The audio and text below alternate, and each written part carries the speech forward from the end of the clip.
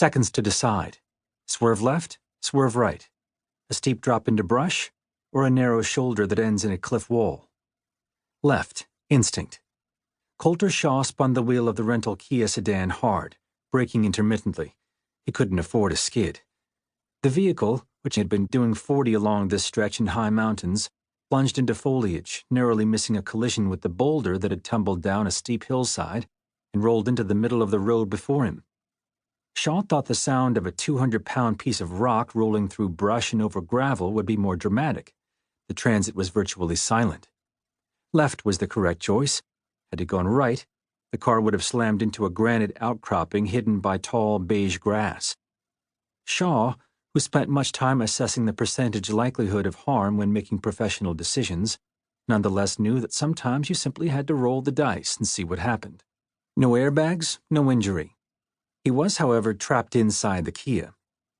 To his left was a sea of Mahonia, otherwise known as Oregon grape, benign names both, belying the plant's needle-sharp spikes that can penetrate cloth on their effortless way into skin. Not an option for an exit. The passenger side was better, blocked only by insubstantial cinquefoil in cheerful June bloom, yellow, and a tangle of forsythia. Shaw shoved the right side door open again and again, pushing back the viney plants. As he did this, he noted that the attacker's timing had been good. Had the weapon fallen sooner, Shaw could easily have braked. Any later, he'd have been past it and still on his way. And a weapon it must have been. Washington State certainly was home to earthquakes and seismic activity of all sorts, but there'd been no recent shivering in the vicinity, and rocks that are this big usually stay put unless they're leveraged off intentionally, in front of or onto cars driven by men in pursuit of an armed fleeing felon. After doffing his brown plaid sport coat, Shaw began to leverage himself through the gap between door and frame. He was in trim fit, as one who climbs mountainsides for recreation will be. Still, the opening was only 14 or so inches, and he was caught. He would shove the door open, retreat, then shove once more. The gap slowly grew wider. He heard a rustling in the brush across the road. The man who tipped the rock into Shaw's path was now scrabbling down the hillside and pressing through the dense growth toward Shaw, who struggled further to free himself. He saw a glint in the man's hand, a pistol. The son of a survivalist, and in a manner of speaking a survivalist himself, Shaw knew myriad ways of cheating death.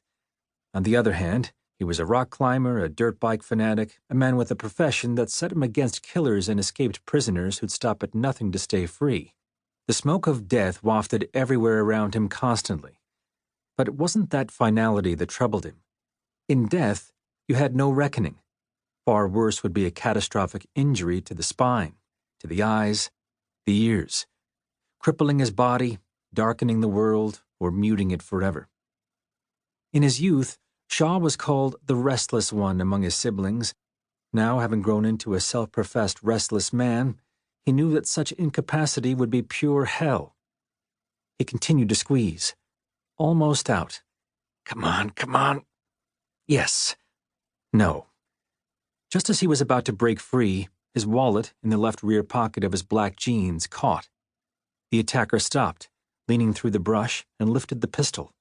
Shaw heard it cock. A revolver, and a big one. When it fired, the muzzle blast blew green leaves from branches. The bullet went wide, kicking up dust near Shaw. Another click. The man fired again.